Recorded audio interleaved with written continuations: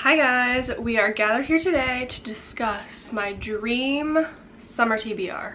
I think I talked about this in my June TBR video, but summer is peak reading. I have more time than ever to read and I want to spend my entire life reading, and I'm kind of a slow reader and I don't like to read all around the clock because then it loses like its novelty. But let's say I could read around the clock all the time, no breaks. This would be my goal, dream TBR. And today we're only going to cover the physical dream TBR books, not even all the ones that I would like to read, but just the ones that I have physical copies of and want to read. I also love summer because I feel like I reach for physical books more because I'm reading during the day more often, whereas during the school year I'm reading at night, and so I reach for my Kindle more often. So all the more reason to dig into my physical summer TBR. So without further ado, these are my dream summer TBR books if time constraints and stress and nothing was a concern but reading. These would be all the books I would try to read this summer.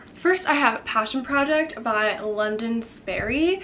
I got this in the book of the month in April and I have not read it yet, and just you can't tell me this cover is not summer vibes, and it's all about finding what you're passionate about, which I think is, again, prime summer vibe. So first up. Now this is a little bit quirky of me, but I really want to get into nonfiction books, and I find like very specific nonfiction books very fascinating, like nonfiction books that have a very niche topic. Going along with that, I have The Rise and the Fall of the Dinosaurs, A New History of Their Lost World. Perfect time to dive into my prehistoric lore. Next we have Swift and Saddled because I want to read the next book in the Rebel Blue Ranch series. That is a tongue twister so bad, and again, I think it's prime summer vibes. I read the first one in January and it was really nice to use it like as escapism from the cold winter, but I think actually reading a cowboy book in the summer,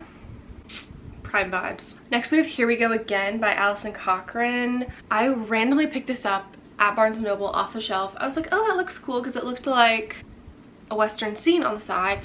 Looked at the front, I was like, oh my gosh, a road trip, love that. Then I looked at the reviews on Goodreads and they're amazing. It is a road trip, it's about teachers. Like, hello, has there ever been a book more perfect for me? And I probably would have read this sooner had I not been choosing my TBR with a wheel, because this is seriously like high on my priority list because I want to read it so bad. Next we have Flawless by Elsie Silver, just because I feel like, again, cowboy vibes in the summer.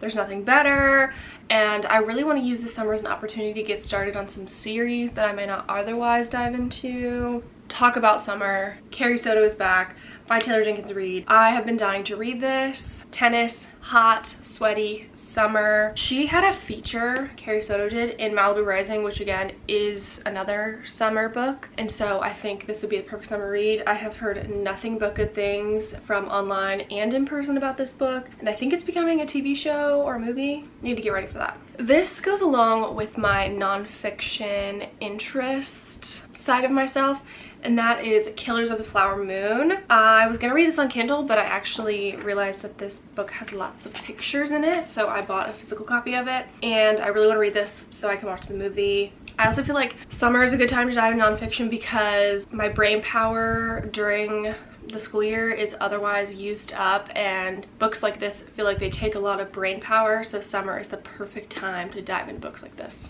Then we have Out on a Limb by Hannah Bottom Young, which I can't really explain this one because this book doesn't especially have summer vibes. It doesn't have anything related to summer on the back. I just think I want to read it because I've heard incredible things about it. Like, everyone I've seen read this, it's like one of their all-time favorites, and so I want to participate in that.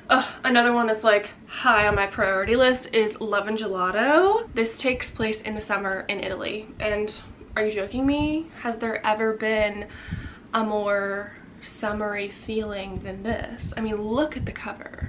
Don't get me started. A summer read you won't want to miss. That's all I needed to hear. Next I have You with a View, which I think is another road trip book if I'm not mistaken, and that screams summer to me. I love anything travel related. A travel romance, right up my alley. This is another one that's pretty high up on my priority list, and I probably would have read it already if I wasn't doing the TBR wheel every month. And just look at this gorgeous cover. I need to experience this. And last but not least, for the standalones, we have the 7-Year Slip. Again, I feel like I'm saying this a lot, but another topping my priority list. This cover screams summer. Are you kidding? All the orange, the lemons. I'm loving it. Again, I've heard nothing but life-changing things about this. I need to read it. Then, going along with the series line of thinking, I have the When in Rome series by Sarah Adams. I have not read one of these books, and yet I own the whole series. I want to read them so bad. They're very short, sweet little romance books. This one especially gives summer vibes to me, so I wanted to start the series and just plow through. And then again, along that same vein is the Part of Your World series by Abby Jimenez. Again, I own the whole series and somehow have not even started the first book, but it is on my June TBR, so we're in the up and coming era. Mostly I want to read this because I want to read just for the summer in the summer, so I will be finishing this trilogy this summer, and I'm very much looking forward to it. All right, so that was 17 books that are my dream physical TBR, and the number 17 doesn't seem completely unreasonable. So who knows what could happen? Who knows what is possible this summer? If you liked this video, let me know down below and I can do another one with my non-physical dream summer TBR wish list, because I made a whole list of what would be if time was not a restraint, if my social life was not a concern, all the things I would read, and this was just the physical side of it. So let me know and we can do the I don't have these but I still really want to read them side of things. That was short and sweet, but that's all I have for you today. I really liked making this video because I feel like it really put these books in the forefront of my mind, and I think I'm going to stack them all up right here so when I'm looking for a book to read, they're right in front so I can just pluck them right off. Let me know if there's one that you think I need to drop everything and read right now. I think if I had to pick one out of this stack to do that with, I think it might be the 7-Year Slip. If I had to drop everything I was reading, I think I would pick this one up first. But let me know if you disagree, if there's something else I need to be dropping everything and reaching for. But aside from that, that's all I have for you. Thank you for watching, and I will see you next time. Bye.